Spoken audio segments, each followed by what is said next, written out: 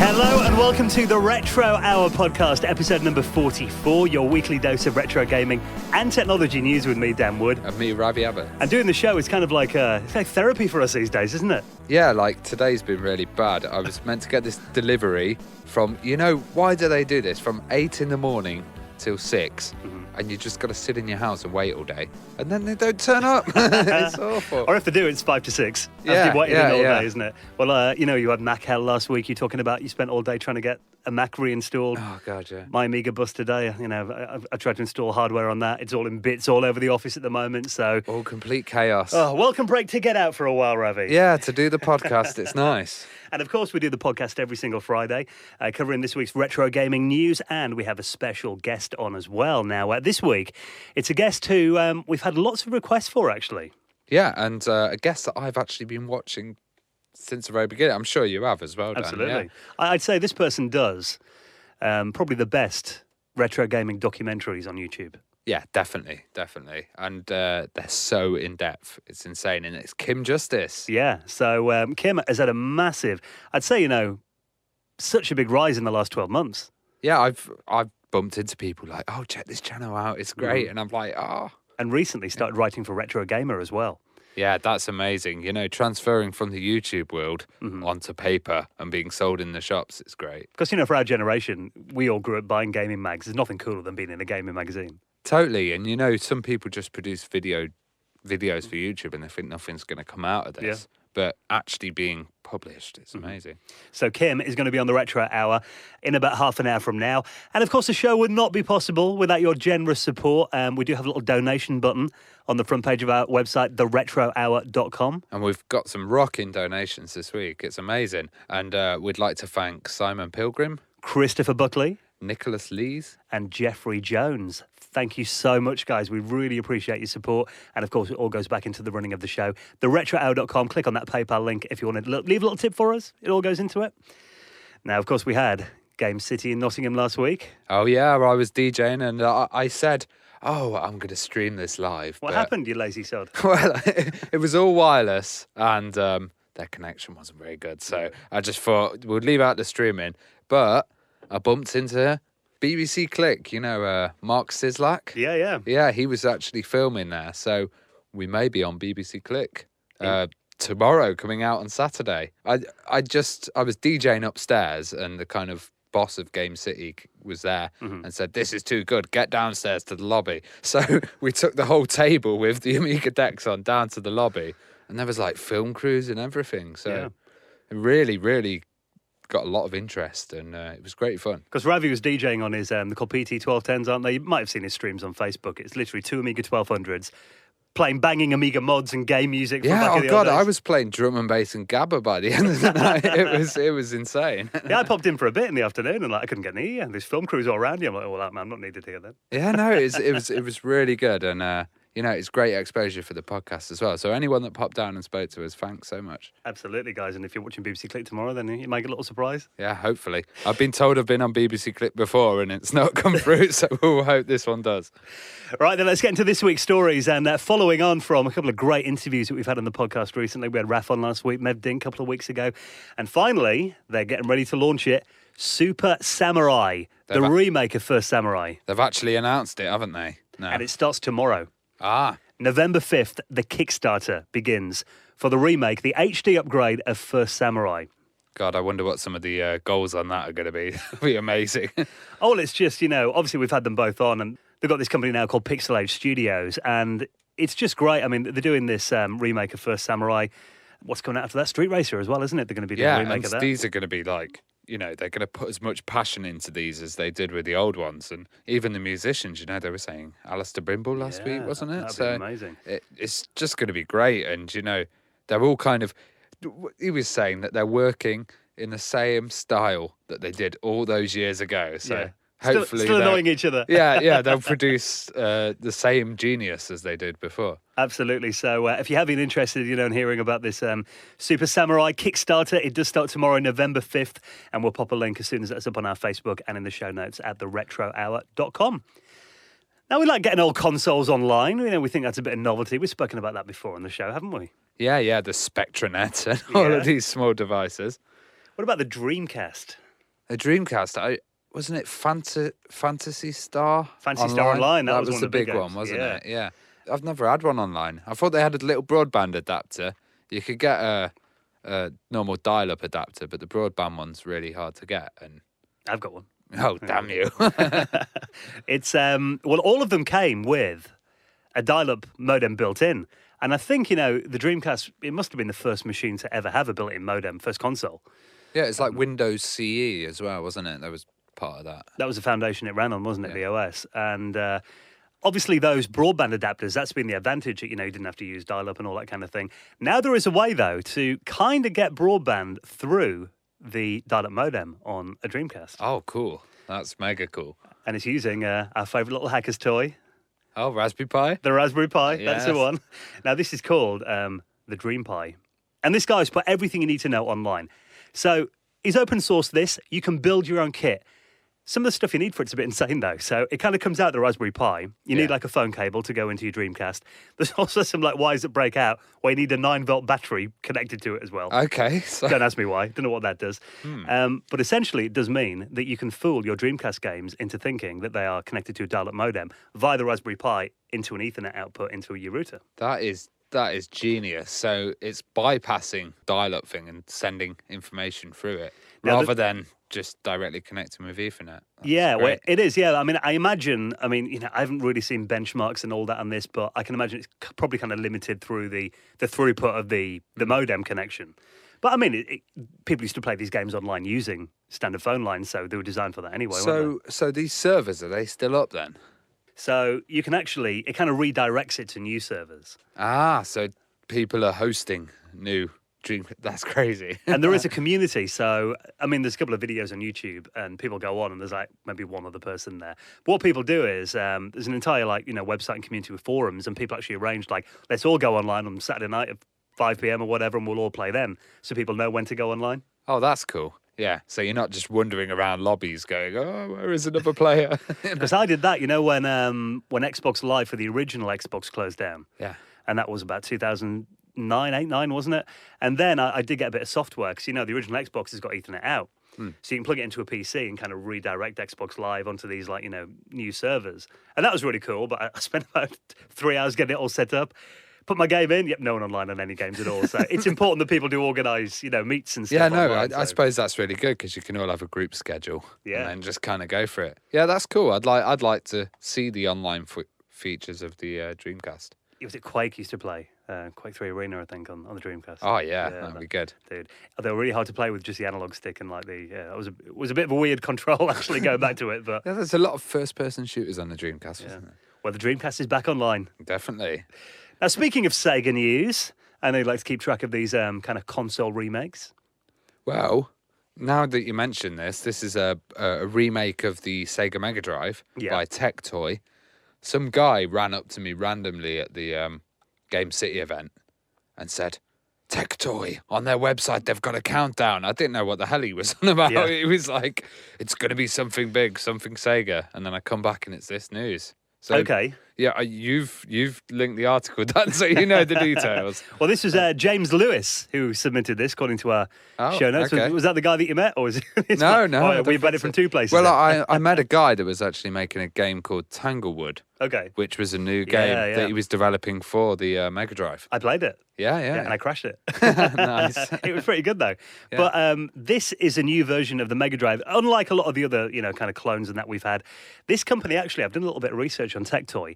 They are an official Sega licensee in Brazil. Obviously, South America has got a very big Sega scene, hasn't it? Yeah. It's kind of like it's like an alternate universe where Sega won, Nintendo failed in Brazil. It's strange. I'm going to Sao Paulo in Christmas, so I can try and keep an eye out for these. Bizarrely, this company have kind of been the company that did all of Sega's consoles in Brazil. They've done their own version of the Master System and the Mega Drive. They've been doing it since the 80s and never actually stopped. So they'll still be making the Master System now. It's still a big platform out there, amazingly. So what this is, though, this looks like, I haven't got the sizing and everything on it, so maybe it's a bit smaller than the original, I don't know. But looking at what we've seen so far, it is a replica of the original Mega Drive. And it also comes with, I think, 32 games built into it.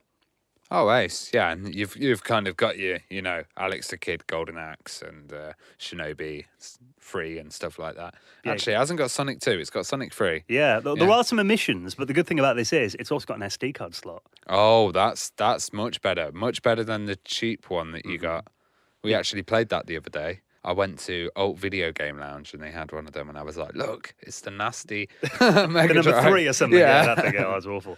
But so you can download ROMs and play them through this SD card slot, and also it's got a cartridge slot on the top, so you can put your original games. Oh, into it as well. that is really good. And I guess I'm hoping that the emulation or whatever hardware is running on there does the sound really well, because I always find that with Mega Drive systems. Oh, well, at Games one, we played a bit of clip of that, didn't we, about 6 months ago? Yeah, that was dreadful. But from what I've heard about this, early reports are that, obviously because they've been an official, Sega manufacturer, as it were, it's going to be pretty much spot on emulation. Even some people are saying it's not really emulation. I don't know whether it's FPGA based, but apparently it's got a Motorola 68K and a Z80 on one chip integrated. It's actually physical hardware. Wow. By the sounds of it. So the only downside to it, no HDMI output.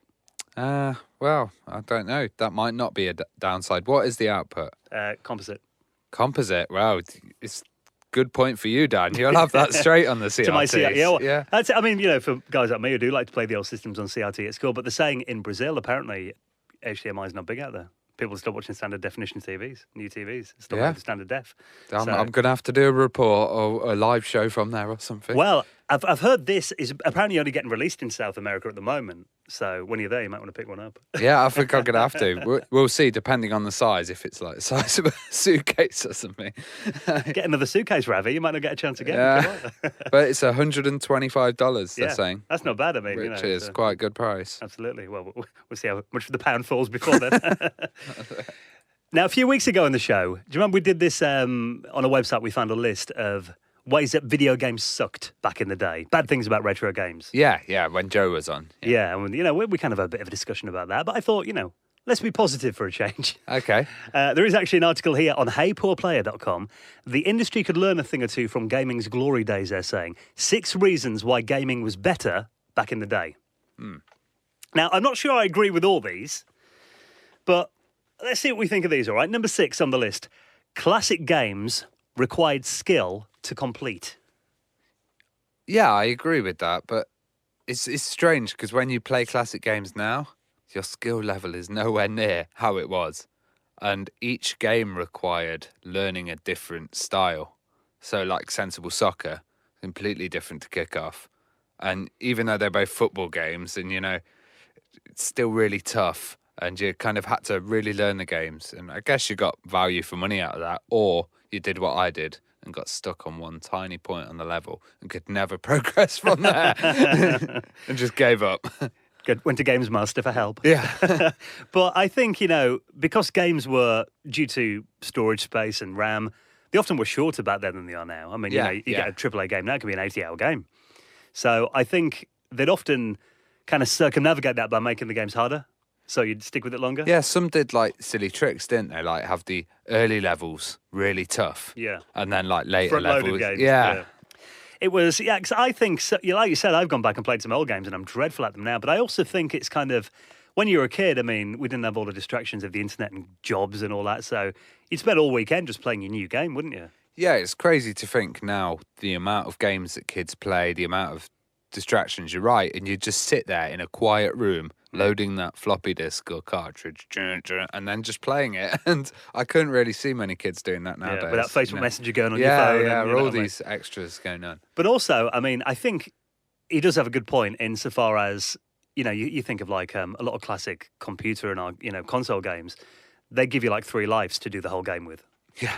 So you'd really have to learn every little bit of the game. Whereas now, if you die in like Call of Duty, you're going to get put back like, 5 minutes at most, aren't you? And have to do that bit of the game again. It's pretty much unlimited continues in most games. Well, I also think it's like the increase of skill level. So if you were playing something like Theme Park, it's getting harder in the later levels. It's getting more intense, and that would be more extreme, as in games now. I don't know. I don't play much first-person shooters. So I think there's probably got that scale of like toughness in that, but that's more playing against online players and stuff, isn't it? So Even if you're doing, an 80-hour campaign, though, you wouldn't just want 3 lives. You No, gotta get no, through that, yeah. come on. Next one, though, I do kind of agree with. Instruction manuals were more than just scraps of paper. I do miss manuals. yeah, really nice, beautiful manuals. I didn't read them though. It was more just to look at. You Yeah. scan through and just look at like the artwork. It was just nice to have them, wasn't it? The Lemmings Tribes one I remember. Yeah. Because that had a little story in it and a little comic, and you could read it. They were the best ones when you Oh, got like a yeah. little story. Some games you got posters in that as well. That was pretty cool. Yeah. So now it's like just a little like warranty sheet of paper or something in it at most. Or you pay £100 to get a limited edition with a plastic figurine. Yeah. You know? Number 4 on the list: single-player games were more plentiful. Everything's kind of based online these days. What do you think of that? Kind of, yeah. It depends what system you've got, because Civ 6 has just come out, and that's insane. I'm going to play that single player by myself for a month, and you won't see me for a while. Come out with a big beard at the end. Yeah, that's it. Also, No Man's Sky was very much like that. There's quite a lot of new games that are coming out like that. I just think everything's got a multiplayer aspect. Yeah. So even if they release a strong single player game, they'll have a shit little multiplayer thing at the edge. It was like sometimes you get a single player campaign and there is elements of online in there, isn't there? And so I don't always like that though. Sometimes I just want to play on my own. I don't want to be competing against other people. Do you remember Red Dead Redemption? That was so strong single player. If you ever played the online, it was rubbish. I think it was Destiny I was playing. Okay. And that was like, I played the single campaign, but you kind of get to areas of the game where there is other people who are playing the campaign in there. And I'm like, go away, guys. I'm playing this on my own. You know what I mean? Like, it's Get not out of my world. Yeah. There are times when you don't want that. So I kind of do see the point here. Number 3 on the list: consoles were built to last. That's definitely true. Yeah, definitely. Because just look at the amount of Xboxes with Red Rings of Death. It's like, I've probably got maybe, talking consoles, well over 40. yeah. The only ones I've had die are an Xbox 360 and a PS3. So, I've had a PS1 original die. oh, my laser died on And there. that's it, yeah. It's but I think maybe I've had an Xbox go. Red Light original Death. one. A 360. Yeah, my 360 broke about 5 times. I think I keep sending it back. I'd say the problem with it is that they're not. They have these SMD capacitors that are mounted on the boards, and it means that people can't really get into your system, and they don't want you to get in there and kind of, extend its life. And I think it was when lead-free solder came in. Okay. So a lot of the problems on the 360 where it got too hot and the solder kind of melted, and like you did reballing or reflowing, in the oven. Yeah, the reboiling in the oven. Yeah. So a lot of that I think was, when the change of solder, it was more about year 2000. They kind of got rid of lead in solder, didn't they? A lot of people kind of blame that. So maybe that's got something to do with it. But yeah, I do agree with that. Like I said, the only systems I've heard break are more recent ones. Number 2, yesterday's games were full of surprises. Now I think games still are full of surprises. Totally, yeah. Like I think also with destructible environments and stuff, you're just like, oh my god, at some points where, like, I don't know, you play Rayman or something and the level would just be all black with like, a circle light around Rayman.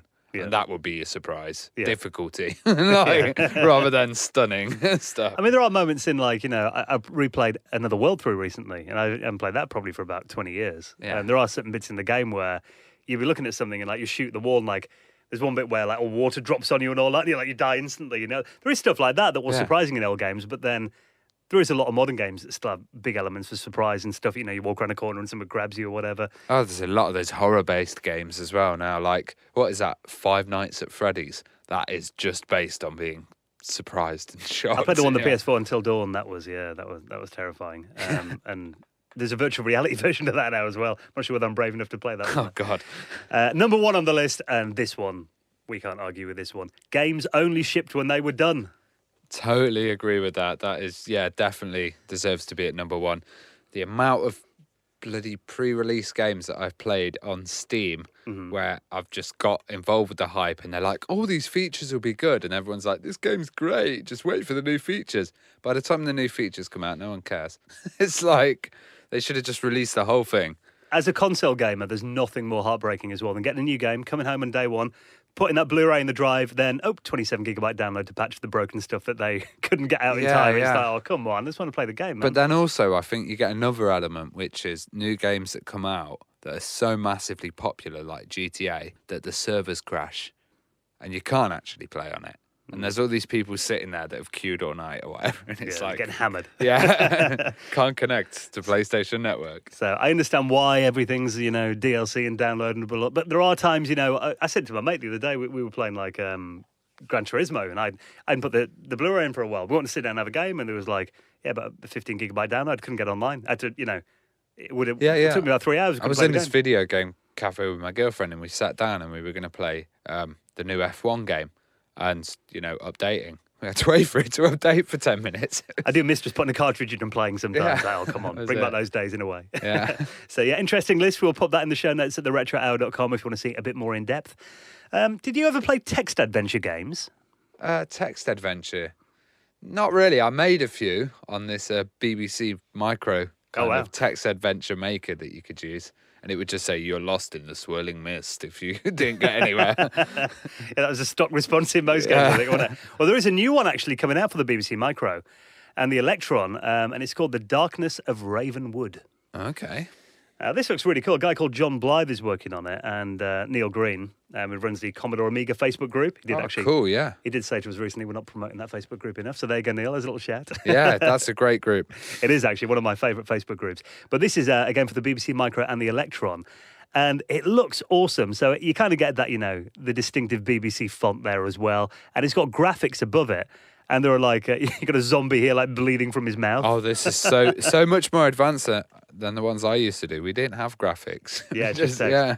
But these are really nicely drawn as well. Yeah, it looks amazing for the the BBC and the Electron. He said it's 98% complete, and hopefully it's going to be finished this month in November. Would have been cool if you had it out in time for Halloween, but deadlines slip sometimes. Yeah. But it's just cool to see a new text adventure. I remember when I used to play on the Amiga. Do you remember? Did you ever play Hitchhiker's Guide to the Galaxy? Yeah. That was like the most ridiculously hard game ever. Unfairly so. Well, have you seen a documentary called Get Lamp? No. You should check it out. It's on YouTube. Get Lamp. It's the text adventure documentary, and it's basically from the beginning. Yeah. All Zork and all that the pioneers. Yeah, everything. It's I remember that Hitchhiker's game. That would be like, like random stuff. Hey, you go into the bathroom, brush your teeth. Oh, the universe just exploded. You put it in the wrong hand. It would be like, it was like, oh, come on. But I love text adventures. There's something really, because it's like reading a book, isn't it? You've got to use your imagination a lot more. Yeah. It's kind of choose your own adventure. Yes, I'm looking forward to playing this. The Darkness of Ravenwood, it's called, and we'll pop a link in the show notes at theretrohour.com. You mentioned Rayman a couple of minutes ago, randomly there. What platform did Rayman come out on originally then, do you know? Oh, God knows. The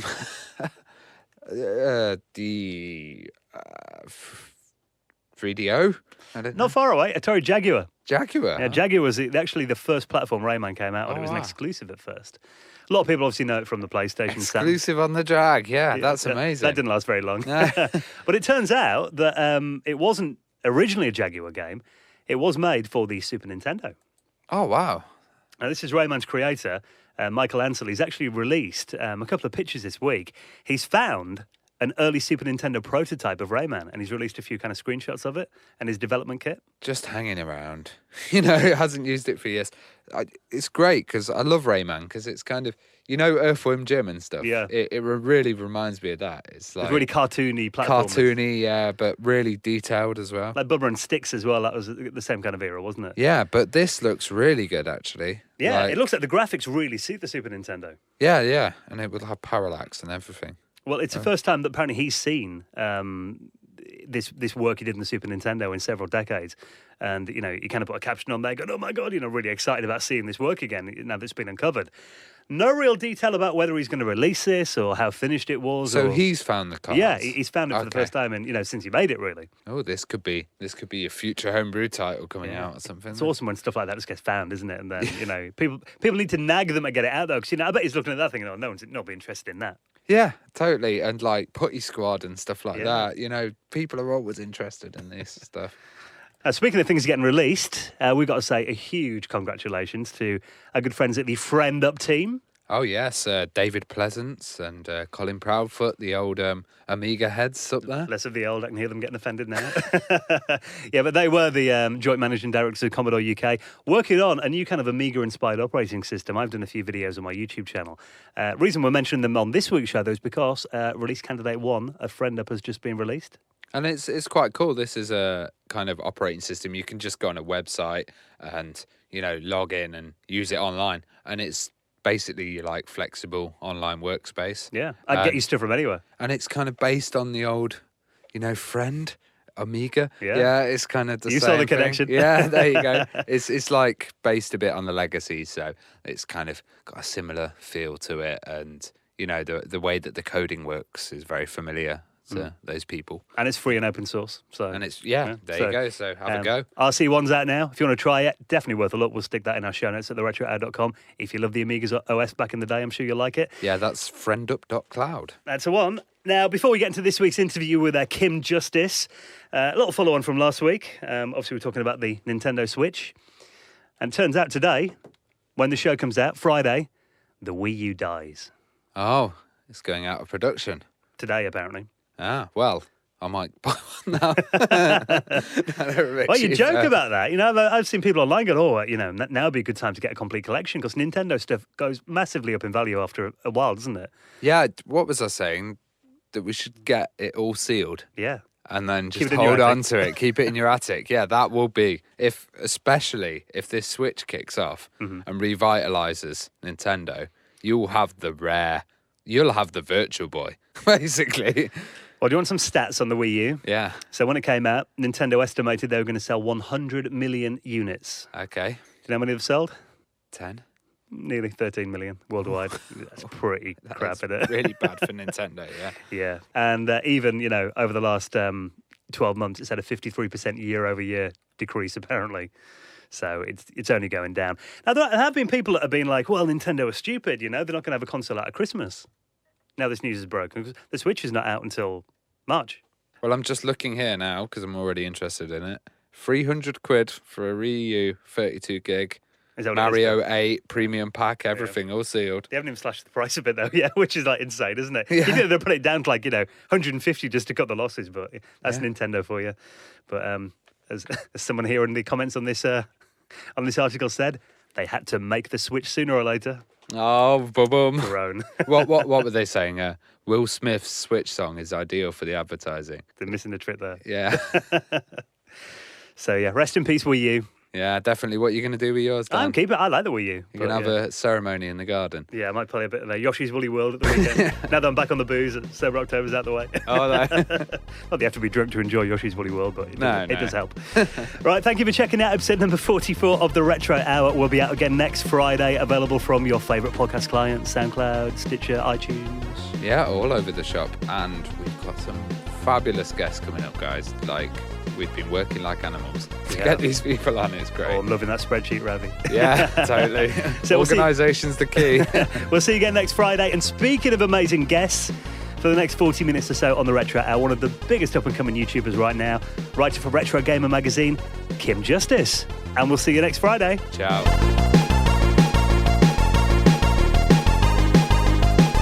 You're listening to the Retro Hour podcast, and it is time to welcome this week's special guest, one of our favourite YouTubers and writer for Retro Gamer magazine, Kim Justice. Welcome to the show. Thank you for coming on this week. Not at all. It's a pleasure. Thank you very much for having me. Now, Ravi and I are both big fans of your YouTube channel. We've got to talk more about that in a moment, but I think let's go all the way back to the beginning. Where did it all start for you then? What was your first gaming experience? God. My first gaming experience... my parents bought me a Spectrum when I was 4 years old. And so I think it was kind of a matter of going to all the shops and that, buying loads of games for £2 a pop. So I guess my first game experience was things like, I don't know, Postman Pat and stuff like that. But also school days and Dizzy games and all that kind of stuff, or getting lots of tapes from Crash and Your Sinclair that were all still around at the time. Did you have any edutainment titles like Fun School or any of those kind of ones? Oh God, yeah, I had Fun School. Yeah. I loved Fun School. Yeah, I remember it. It was great. So, did many of your friends have systems at the time as well? And was it did you do a lot of game swapping and stuff with them, or? Certainly, when I got into Mega Drive, and that we all had a Mega Drive. Certainly, a couple of us had Super Nintendo as well. So yeah, we did quite a bit of game swapping. I think there's certainly a couple of games that I never got back, that someone else never got back. as it goes for various reasons. Yeah, I remember I had a copy of Desert Strike, and I haven't seen that for years. That's just So when you see them on eBay and they're marked with your name on, aren't they? Like, that's my old copy. So I think, Britain's kind of unique in the respect that you said you had a Spectrum first. I mean, my first computer was a Commodore. And, when people in America kind of think of the 80s, they all think of like Nintendo and all that. But really, it was home computers that were bigger here, wasn't it? It was, yeah, throughout the 80s until I'd say the Mega Drive and SNES came along. It was kind of a line from like Spectrum was number one and Commodore was second, definitely. And then the Amiga kind of as you get to the end. And then I guess suddenly kind of Master System kind of gets a bit of traction and then Mega Drive and kind of take over from there, then Super Nintendo. But yeah, I mean, it's a totally different beast to what happened in America. Nintendo taking advantage of what happened with the crash and everything that we didn't really have over here in Europe.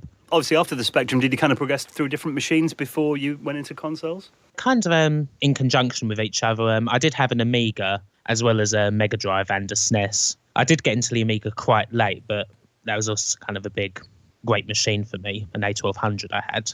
Oh, good to hear. Yeah, we're big Amiga fans on this podcast. So, yeah, and that's also what kind of drew me to your channel a bit. There was, a little bit of Amiga content in there as well. And then I was like, I'll explore extra stuff. So why did you decide to start doing YouTube videos then? I'd always been kind of interested in filmmaking, making videos and so forth. I was on a uni course, did a degree in TV production. And kind of after the first year, I was kind of thinking, well, I want some way to keep my skills going. I don't want to just forget them all over the summer. So that's kind of why I started the YouTube channel. And I think the first review I did was a review of a Space Harrier 2 and a Super Thunderblade, I think. And that was kind of the first thing. And yeah, just went from there. I kind of went from doing them every once in a while to then as kind of more and more people saw them and like, oh yeah, like them kind of after I got my first 100 or so subs.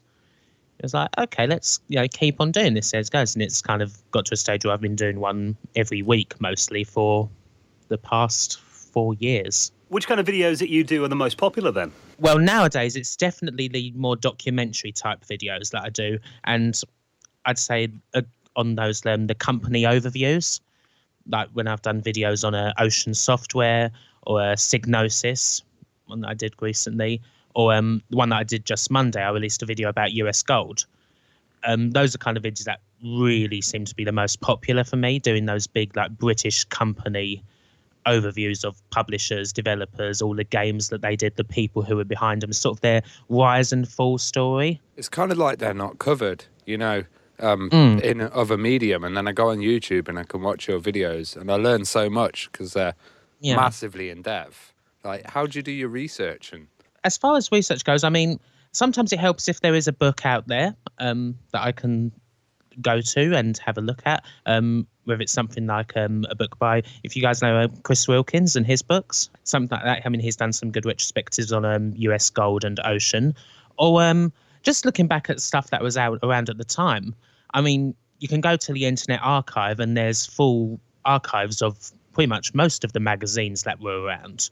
Whether it's your Sinclair or Amiga Power or whatever. Seeing if I can find stuff in old newspapers and that. There's a couple of good resources for that. Or just browsing YouTube, seeing what people have ripped and put on there, whether it's an old documentary or an old bit of news or an old interview with somebody. I think it's always good for just trying to find the sources. Well, you mentioned magazines there as well, and kind of pre-internet, that was how we found out information about games. Yes, absolutely. What magazines did you used to love when you were growing up then? I loved, my first loves were Your Sinclair, was definitely the best of the specky ones, and then from there, Mean Machines. Oh, yeah. I always thought was a great magazine, old Jazz Wignall and all that. Amiga Power was definitely probably my favourite magazine ever. And I think after that I used to buy the official PlayStation magazine. I'd never say it was a favourite. I was kind of just bought it for the demo disc. Yeah. And then after that, I kind of went out of magazines because of the internet, obviously. Well, there's never really been a magazine like Amiga Power, that attitude that magazine had. I've never seen anything like that before. No, they were just so outspoken.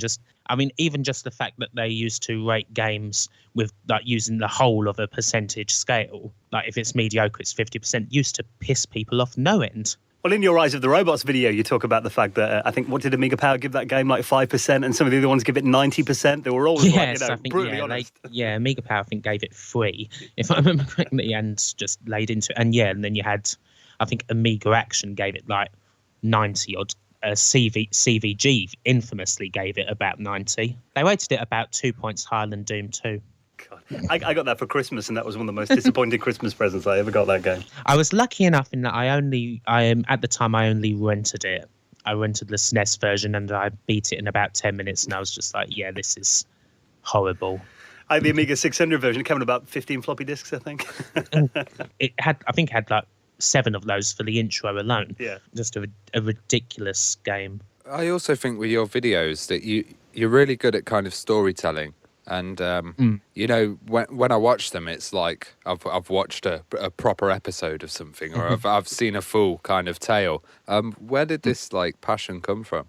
I think, again, a lot of that came from when I was studying media, just studying things like script writing and so forth, and kind of getting that in my head of, like, okay, how to structure like a video like that, whether it's a piece of fiction or a non-fiction, like a documentary, to actually structure it in order to keep people interested. And I guess that's kind of one of the ways I do that, just trying to make it as story-driven as possible. To actually, I also tried to do it to give like these people life, almost like I'm covering with, because if it's just kind of seems like a regular guy on the page, you know, actually they did this and this, and kind of go for their story, try and get into their head almost. Yeah. I mean, sometimes it might not necessarily, it might be a bit of projection sometimes, not going to lie. All those kind of stuff, you can kind of figure out what was going through someone's mind. So I'm then trying to put that into the video.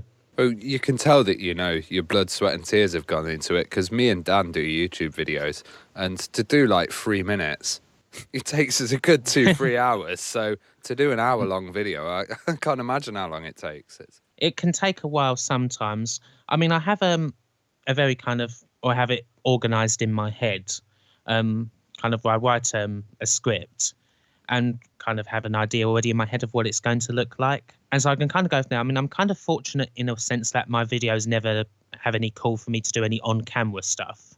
I pretty much never appear on camera in a video. So that decreases the amount of time spent to actually do it by a lot. Well, obviously, YouTube is where you go now for video games content, but, you know, it wasn't always the case. If you go back to the early 90s, late 80s, it was gaming TV. That was quite mainstream back then. Oh, yes. What were your favourites? I loved Games Master. Games Master all the way. The best show, especially when old Dominic Diamond was hosting it. I mean, the Dexter Fletcher stuff we don't usually talk about, but just a fun show to watch. I mean, I'd say there was that. And going a bit later on, there's a show, or an internet show, Consolvania, kind of went on TV as Video Guide, and that would also be one of my favourites, just the amount of passion they had for games as a whole, which might not necessarily have been in Games Master. That was just kind of more of a fun, entertaining show, whereas those guys were actually really talking about games like passionately and kind of overlooked stuff, hidden gems and the like of the PS2 era. It's crazy that, you know, we had so much gaming TV back then. I know, obviously, there's, Go 8-Bit that's on TV recently. Yeah, it's nothing compared, is it? Have you watched any of that? What do you think of it, if so? I've not, no. It just doesn't appeal to me at all, really. No, I think the Charlie Brooker Games Wipe was the only thing that I saw recently that I kind of thought seemed a bit old school, yeah. Yeah, I mean, I think, that was really good. That little special. I mean, I think it kind of helps us that he's obviously very passionate about games and comes from a games journalism background, even kind of going right back to his early days when he used to write for PC Zone. Well, one thing I noticed that you do, because I sit there at home watching videos of Bad Influence and Games Master, and I notice you do that live on your channel. I've joined in quite a few of them. Yeah, I love to do that on occasion. I haven't done one for a while, and I keep meaning, this weekend maybe should do one just off the cuff, because that's one of the things I have like kind of most fun doing, just chilling out with like an audience and just kind of taking the mick out of an old early 90s show together. Like, yeah, it's great. And it kind of produced all that lovely little like in jokes whenever Andy Crane from Bad Influence says, "Oh, this might blow up your system," when there's like, if it's like something about video game piracy, "Oh, don't use this action replay or whatever, it'll blow your system up." But the thing is that they were telling all the kids how to do it, though, really, weren't they? Like, this device is bad, but yeah. Yeah, it's like, oh yeah, this thing you can do, it's really cool. And then just the end, it's like, oh, it might blow up your system. It's quite good as well, because in the chat room when you do the live stream, you have so many people who like different systems. So you get people going, "Oh, the port on this was better," or that, and it's like you're all in a big living room watching it together. You all just get a big discussion. Oh yeah, I played that. I played this. So, what does that look like? You have like a big kind of nice cross between like the familiar and the unfamiliar. Yeah. People who grew up with this stuff in their childhood and like young members on it. So like, bloody hell, what's all this? I mean, the stuff like especially Bad Influence kind of is not just games, but like just general early 90s tech. And they had that Z Right guy, didn't they, in America, I remember. Z Right, always kind of doing that mad stuff. I'm like, oh, here he is with like this massive computer. Yeah, we'll all have these in a few years. We'll all have this, and it probably couldn't even play like Doom 1. Well, I know that you've talked on your channel as well about being quite keen on the arcade scene back in the day. I mean, what kind of arcade memories do you have then? Where did you go and what games did you play? I used to just go to Southend Seafront just pretty much every weekend. I'd force my parents to take me and play the Simpsons arcade game, Street Fighter 2, The World Warrior, Sunset Riders. Those are kind of my big favourites. I mean, I used to, when I was about 7 years old, I used to drag my parents there every weekend. And eventually they lied to me and said, oh no, it's after like the summer had gone, oh no, it's closed for the winter. They're not open. And I think I bought that for like about 3 weeks, and then my dad accidentally drove me past the seafront one day, and it's like, they're all open. It's a special occasion. It's only for this weekend. We can't do it now. I did see a thread on like 4chan's gaming bit the other day, and there was like some kid on there who was like about 17. He said, I've never experienced an arcade before. What was it like? I mean, wow. How do you describe it to someone who maybe never been to an arcade in Britain back then? Serious attack on the senses. The smoke coming guys never, all just loud sounds in your ears. I mean, it's kind of sort of like being in a club, really. Hair gel everywhere. yeah, it's as dirty. It's as stinky, and you can't hear anything. You have to shout over everybody, and there's all thumping music from the games, all competing with each other. Back then anyway, it was crowded. To this day, even the smell of faint cigarette smell and sweat always reminds me of playing Mortal Kombat. That smell. A place that hasn't been washed properly in a year. Yeah, pretty much. The carpet's never washed. Carpet just full of burns. Well, we noticed on your Patreon as well that you're going to be doing a mini documentary on Southend on Sea.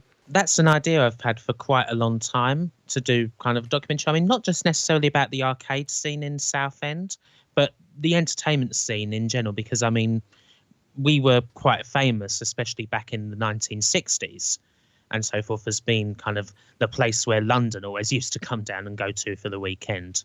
When we had like the Kurzel in its glory days, we had so much theme parks, like Neverland, all the stuff on the cliffs, and the arcades kind of gradually rising up. I mean, it was such a popular place, and I mean, kind of still is in a way, but less so. Kind of perhaps a bit more down in the dumps, and you kind of worry, well, what's going to happen when all this stuff disappears? I mean, because there's still a lot of arcades and that down Southend Seafront. There's a lot of stuff to see, but it's gradually becoming more and more homogenised. It's all token stuff now. Yeah, fruit machines. It's all tokens. There's a couple of arcades still that do old stuff. There's the Happy Drome. Shout that one out. That still has a lot of old games in it. Electric Avenue has modern games in it. There's one that's actually fairly recently opened up on the High Street. Oh wow! A place called Astro City, which has lots of really good arcade games in it. It's got Street Fighter, I think it's got Pinball, it's got like classics like Donkey Kong. It even has like tons of it's got like some of those Japanese shoot-em-ups in there. Even that name sounds old school, Astro City. That sounds like an 80s arcade. Yeah, it's just this nice little place just kind of in the corner of the High Street, hopefully kind of doing well for itself. Because you just worry with all these places, hence why I kind of think of it as like a disappearing Southend is like, if these places go, or when they go, what's going to replace them? Not another arcade. Well, do you think arcades are kind of making a bit of a mini comeback at the moment then? I think a little, because I think as more and more people kind of are enthusiastic about like the old days of gaming, as retro gaming continues to be bigger, I think they do make a bit of a comeback now, because people want to experience that still. Like there's people who still want that arcade experience, or people who've never had it, who are curious. So I think there's that. I think there's a definite market for that. I mean, if a place like I mentioned Astro City again, I mean, they've been open for a couple of years. I mean, hopefully it's, if it's a financially sound business, then there must be something that's going right. Well, on your channel, you've kind of done, stories of British gaming icons, guys like Alan Sugar, Clive Sinclair, Peter Molyneux. You did a 3-parter on as well that was, quite in depth. That was the most in-depth, ridiculous thing. When you're researching these, has there been stuff that you found out that was a bit shocking then, or anything that really surprised you? Yes, definitely. One of the videos that I loved doing, and one that I would say is a favourite of mine, is the Mirasoft video that I did, which kind of necessitated going into Robert Maxwell, who isn't necessarily a gaming icon. But I think one of the main things that shocked me about that was that Mirasoft's version of Tetris that they released on the home computers, and they had a big, massive fight over Nintendo with. One of the main things that shocked me was that Robert Maxwell actually spoke to Gorbachev personally in order to try and swing it their way, to swing the whole case Mirasoft's way, so that they could have exclusivity to Tetris. That's how deep that got, that Robert Maxwell actually go and speak to the leader. That's insane, because we've heard so much stuff about like Robert Maxwell and kind of borrowing helicopters for Bitmap Brothers promotions and stuff like this.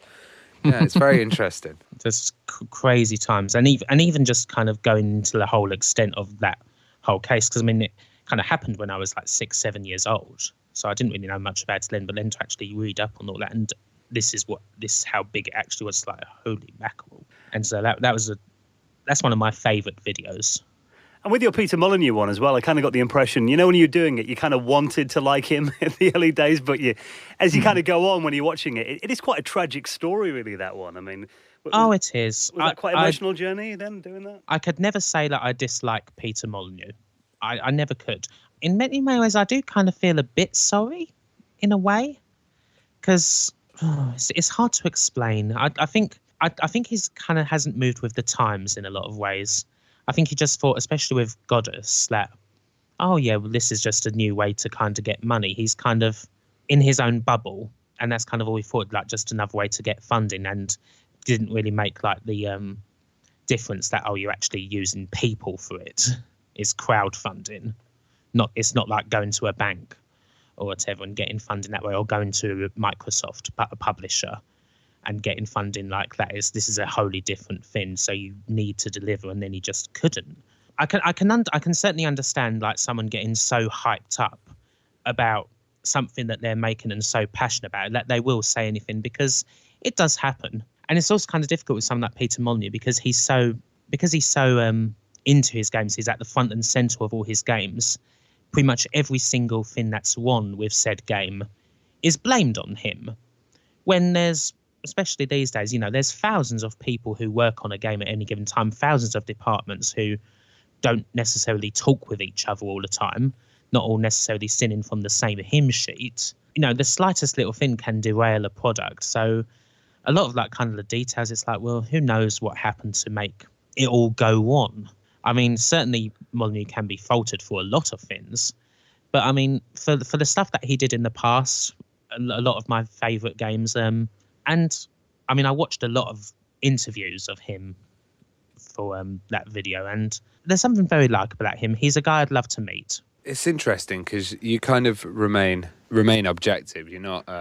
I do try to a little, yeah. Yeah, there's a lot of YouTubers that if they do a video on that, it would be complete slating and everything. And do you ever one day think that Peter Molyneux might watch the video himself?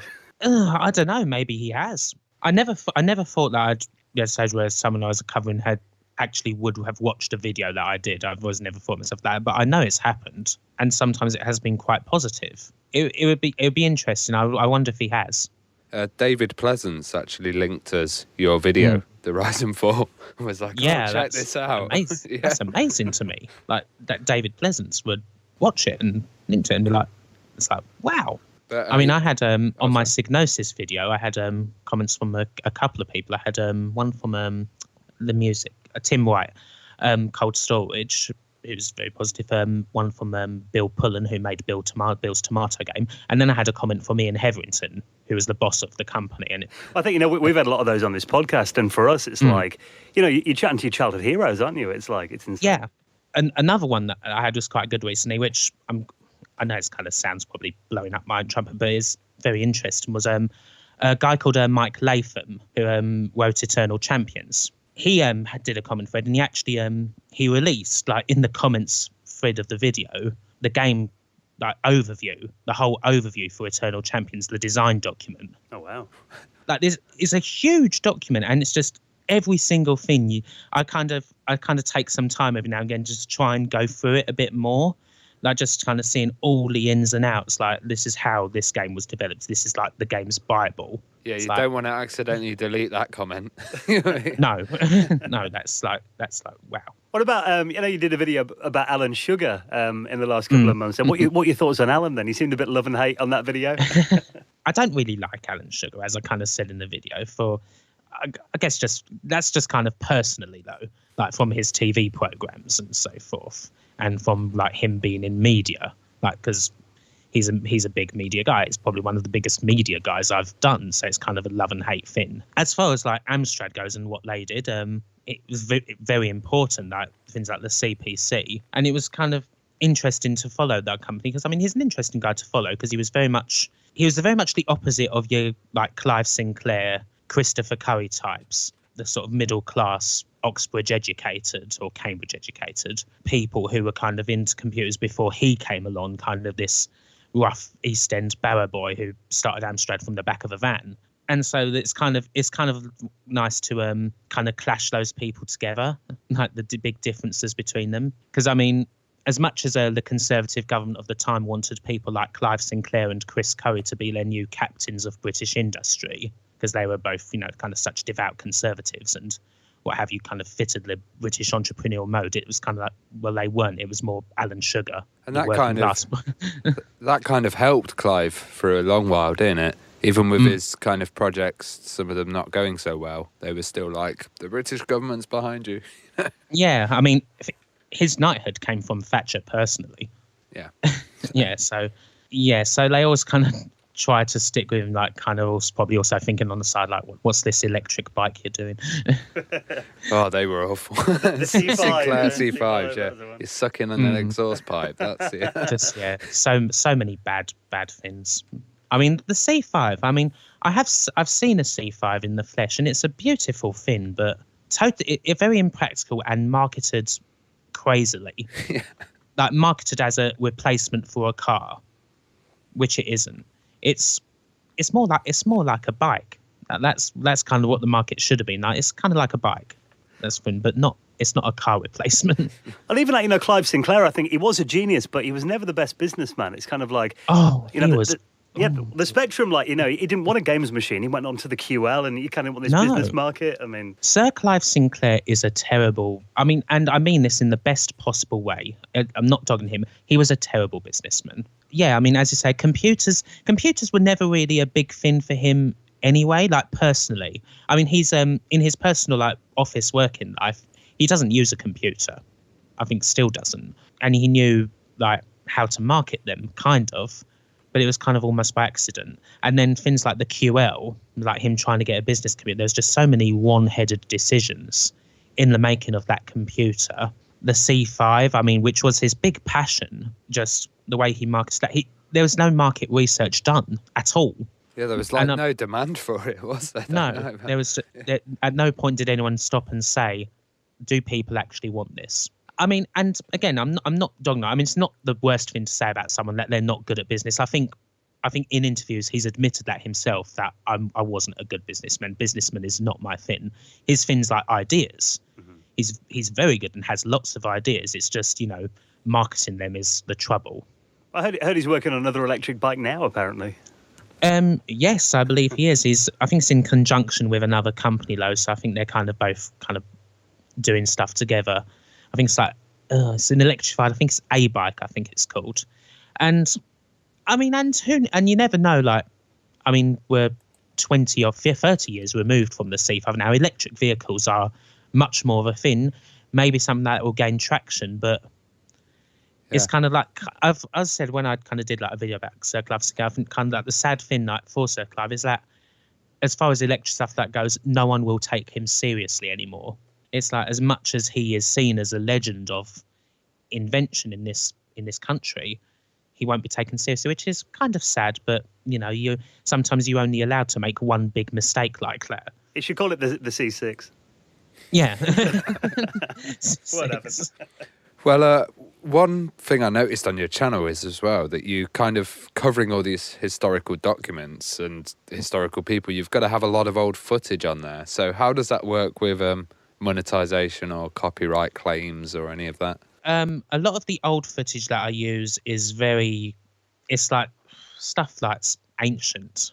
Like, so I never seem to run into any copyright claim trouble of that. And generally with that old footage I use, I'll only use it. I kind of make sure it falls under fair use, like to be as transformative as it possibly can. I only let it run like an old piece of footage usually for a few seconds, and that which is kind of pretty kosher. And I don't normally let something run for like minutes at a time.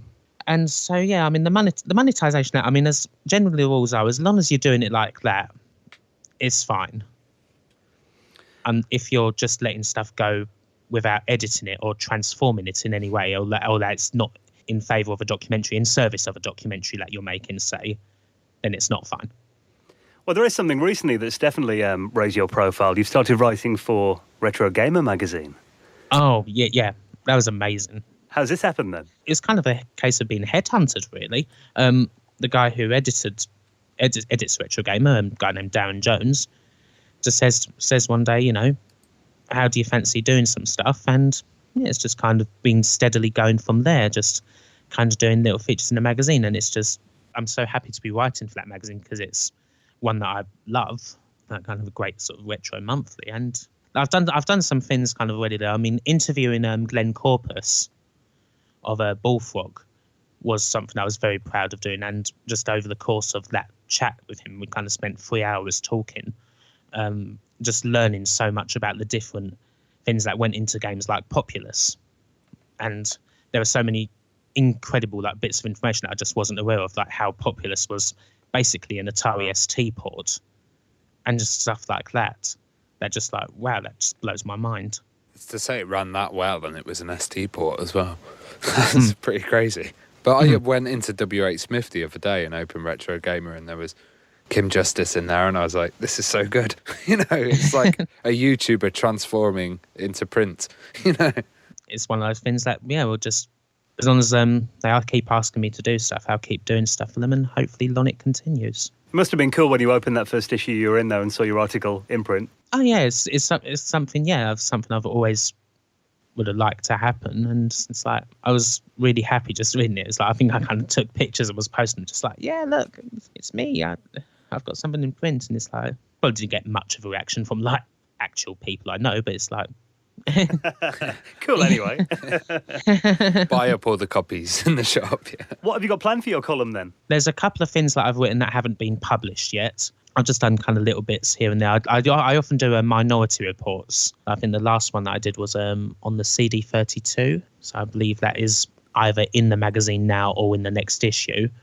And yeah, just cut things from there. Kind of helped out on an article about Zool as well, which should be also in the magazine soon. I see Ravi's eyebrows raising. He's a big fan of the CD32, aren't you, Ravi? Oh yeah. I collect as well. Oh wow. Do you collect? As far as collection goes, at the moment I collect Spectrum games because they're cheap. Yeah, CD32 games. CD32 games. I don't collect CD32 games. No, I don't actually have a CD32 at the moment, unfortunately. Was there any systems, back in the day that you thought might be big that never turned out to be? So that era was really weird. You got like a new console every 6 months. So many. I think one system that I was kind of hoping would be big. I mean, the CD32, I guess, was one. Oh, I really liked. I mean, I used to love the sound of the Mega CD back in the day, and I was so excited when I saw when the hype period was going for that. Just seeing, oh wow, it's all these games with live video and whatnot, and they're actual people. I was like, oh wow, I really want a Mega CD. And then somewhere along the line, it faded, and it didn't end up doing that well. I think even the 32X I was kind of hyped by because I was such a Mega Drive fanboy in those days, still am. Did you think much of the Saturn? The Saturn, we couldn't get a Saturn at the time because we just didn't have the Wonga. And by the time I could get one of the 32-bit systems, it was already over. Like the PlayStation had beaten the Saturn, so it was always going to be that, which was a shame. I mean, because it was kind of a shame to then not have a Sega system or not have one of the new ones. But yeah, I mean, I did. It was one of those things that, again, when I saw it on print, now I was hoping it would do well, and then it didn't. It just got annihilated. See, for me, I always kind of picked the wrong one. I had a Philips CDI, Commodore CD TV for a while as well. I've got an Atari Jaguar, a 3DO. You believe the hype, Dan. Yeah. But I think 3DOs always seemed quite cool to me. The thing with collecting is that I'd love to do more of it. It's just a question of how expensive everything is now. Yeah. That's as I said, that's why I collect Spectrum games, because you can get bundles of them for like 15 quid, and it's like, okay, cool. Half of them might not work, but it's still nice to have the tapes. Whereas other stuff, you're kind of looking at it like I kind of look at Amiga games. Like I think, I want to have more Amiga games, and then I see like the price on eBay, and it's like, okay, holy crap. Yeah, they've got it massively recently, haven't they? Yeah, they just go up as like big box Amiga stuff that's complete. It's just like, geez, even for a game that's not necessarily of high standing, sometimes it's like, wow. Yeah, it's mad because there's like two scales. There's like the eBay scale, and then just the normal people that are selling games, and they tend to do nice deals. But eBay, it's scary. Yeah, I guess that's kind of my thing. I ought to get more into like the normal people who are selling games scale, and not just spend all my time on eBay if I want to actually have stuff. Well, I got Amiga 600 about 10 years ago. I paid 15 quid for that in 2005. Wow. Yeah, it's like they go for about 100 quid now. Yeah, I mean, the A1200 that I've got, I think with that and a bunch of games off eBay, cost me 40, and that was about 10 years ago. And yeah. Triple that now at least. Yeah. Do you go to any retro shows at all, or any kind of events? I've not been to any recently. I keep on kind of wanting to see if there's like a schedule or something of things like that, so I can see what's near to me. I mean, I was going to go to one, I think is in Margate. Oh yeah, replay events. Yeah, but the weekend that it was on, I had something else, so it's like, oh, okay, I have to miss it. And I think there's another one. What was the one that Mr. Biffo was at? Was that the same one, or? Well, I'm not sure. He's everywhere. Yeah, but that's a silly question. The Manchester one's good though. If you ever want to go to a big show in the UK. It's kind of something that I'm kind of want to make kind of a New Year's resolution to go to more things like that, because because I've only kind of just recently started doing this full time. So when I was working, I had a day job as well. It's like finding the time to actually go to those events was tough, because weekdays I was working, weekends I was spending doing YouTube stuff and whatever bit of socializing I could fit in. Well, it's great to hear that you're doing it full time. And kind of, would you be interested in producing maybe professional documentaries later on, or expanding your channel?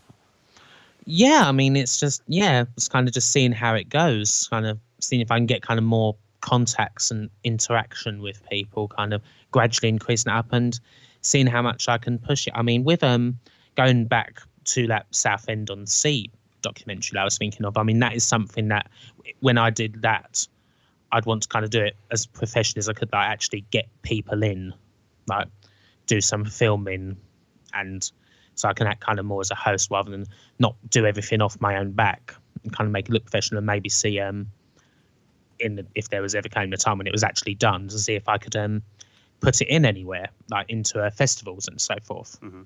That's kind of the big sort of idea that I have for that one, seeing what I can actually do with it. Well, I think 2016 has been a great year for you, hasn't it? Yeah, it's been a really positive year as far as YouTube goes. Mm-hmm. And yeah, just hoping it continues. You just got to keep the momentum going, because you never know. I mean, I always kind of go to YouTube with don't be afraid to, take a risk. Like, don't be afraid of something failing, because you never know what's going to happen tomorrow.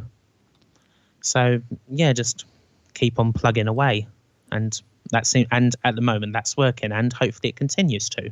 Well, for me, it's definitely working because I've had friends come up to me who know that I'm into retro gaming and go, "Oh, have you seen this guy, Kim Justice, on YouTube?" And it's like, wow, it's really amazing that That's crazy. Yeah, in real life, someone could come up to me and say, "Oh, check out this virtual, amazing video." Yeah, that's something that, yeah, I struggle to get my head around. Well, Kim, we can't wait to see what you do next with your channel. I mean, have you got what videos you're working on at the moment? Then anything we can look forward to? Yep. At the moment, I'm working on a video that should be out in a couple of weeks. I'm having a look at the ZX Spectrum cover tape wars. Oh, nice. So kind of going into like Crash, your Sinclair user, sort of like a late period Spectrum video. So and just seeing how they all kind of desperately grabbed for software in like kind of the last years of the computer. So hopefully you shall see that soon. And the CD32 article in Retro Gamer then, if people want to check that out? Yes, that'll be in I think it's in the next issue of Retro Gamer. So that will be out in a week. Well, it's been amazing talking to you, Kim, and I'm going to go home and finish my US Gold video that you've just put up. No, it's been great talking to you guys. Thanks for inviting me on your podcast. I mean, I've kind of been looking at like the podcast, seeing like the sort of people that you've had on there, and it's like I don't know why you'd invite me, but it's all just great to talk to people who share our interest. We're fans of your channel as well, Kim, and long may it continue. Keep up the good work. Thank you very much. Yeah, no, awesome. I'll see you guys later.